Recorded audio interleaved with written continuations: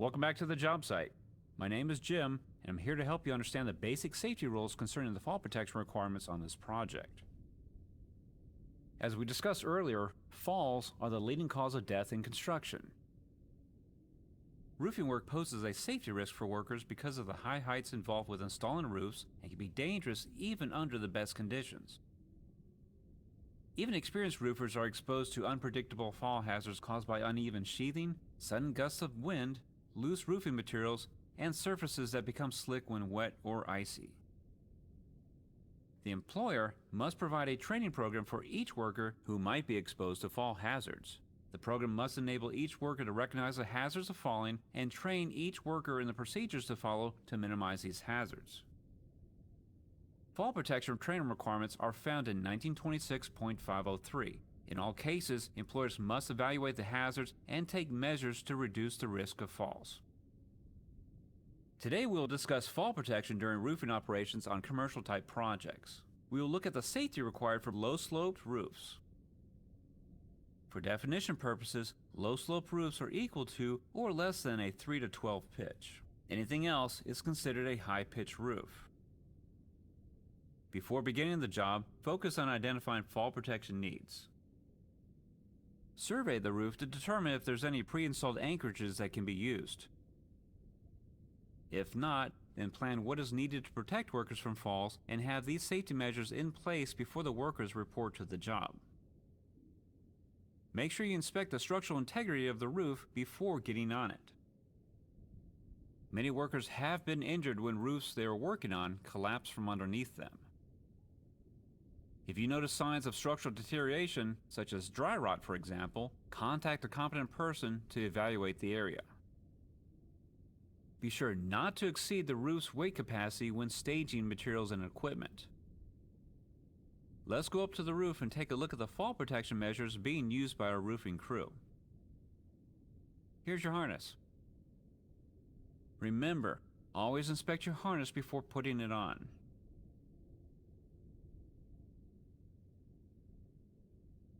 Good. Glad to see your harness is in good working order. Now we can go up top.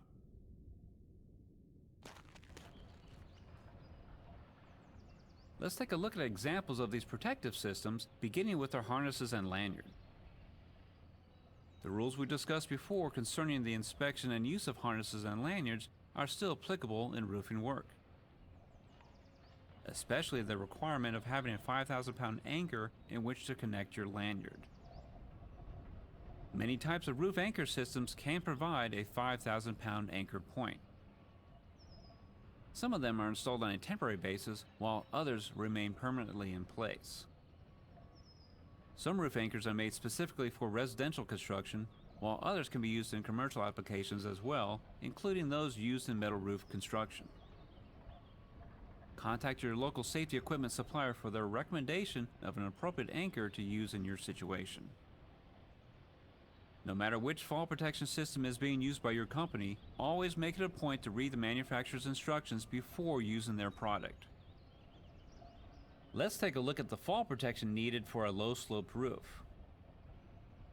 Even though the slope isn't as steep, employees engaged in roofing activities on low-slope roofs with unprotected sides and edges 6 feet or more above lower levels still need to be protected from falls. Some roofs may already have an anchor system in place that comply with the 5,000-pound anchor point requirement for connecting your harness and lanyard. Here's an example of such an anchor. Every time you need to use a permanent roof anchor, you should conduct a brief visual inspection of the equipment. During the inspection process, you will want to look at the anchorage and make sure that nothing is visibly broken or damaged. If this anchor point is defective, poorly maintained, or unsafe in any way, the equipment should be tagged as unsafe and removed from service immediately. Take your lanyard hook and connect to this roof anchor.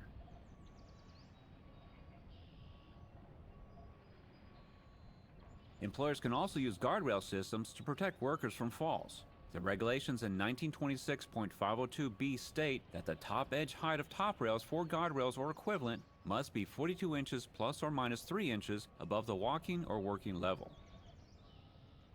Therefore, the height of the parapet walls around the roof's perimeter will determine if guardrails are required. In order to provide adequate fall protection, a roof parapet wall should be at least 42 inches in height. Otherwise, the installation of top and/or mid rails will be required.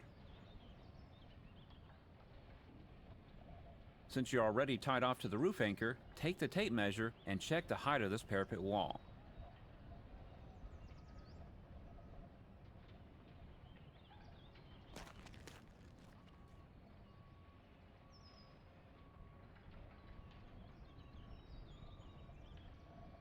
Alright, good. We see that the wall is only 24 inches high. Therefore, if we choose to use guardrails as fall protection, the top edge of the parapet wall would be able to serve as a mid-rail, but we would need to install a top rail at 42 inches high.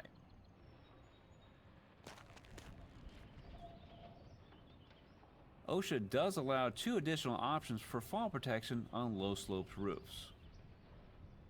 1926.501b10 permits the use of warning lines and safety monitoring systems during the performance of roofing work on low-sloped roofs.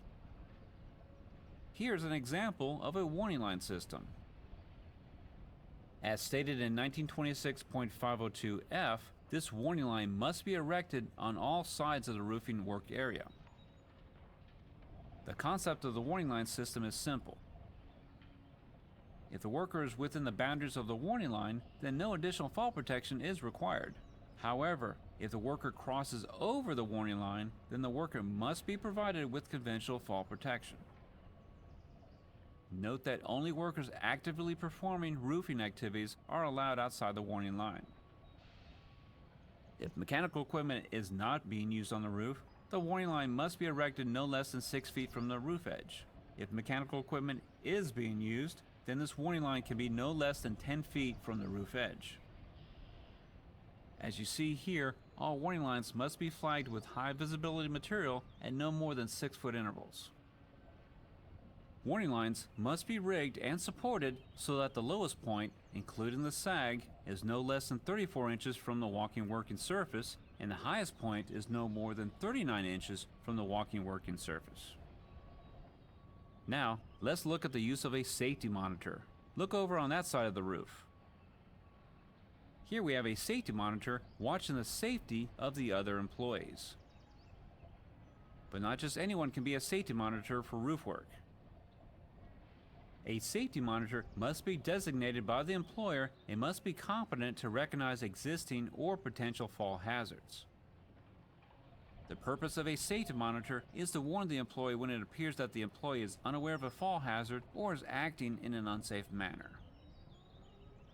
The safety monitor shall also be on the same walking working surface and within visual sighting distance of the employee being monitored. 1926.502H1 Roman numeral 4 states that the safety monitor shall be close enough to communicate orally with the employee. 1926.502H1 Roman numeral 5 requires the safety monitor shall not have any other responsibilities which could take the monitor's attention away from the monitoring function.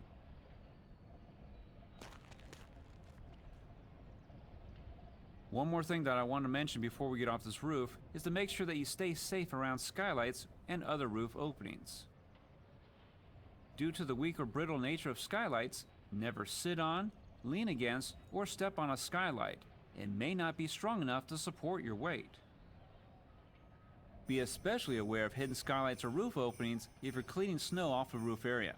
These fall hazards may be hidden underneath the snow. We place temporary guardrails around the outside of our skylights. I know of other companies that place screens over skylights. Be aware of your surroundings and immediately tell your supervisor about any unguarded skylights, roof openings, or other fall hazards in your workplace. So as you can see, there are many different options for working safely on low-sloped roofs. No matter the type of roof, all workers working at a height of 6 feet or greater must be protected from a fall. A little pre-planning and an assessment of the project site area can make a big difference in your safety and the safety of your fellow workers. Remember, all falls can be prevented.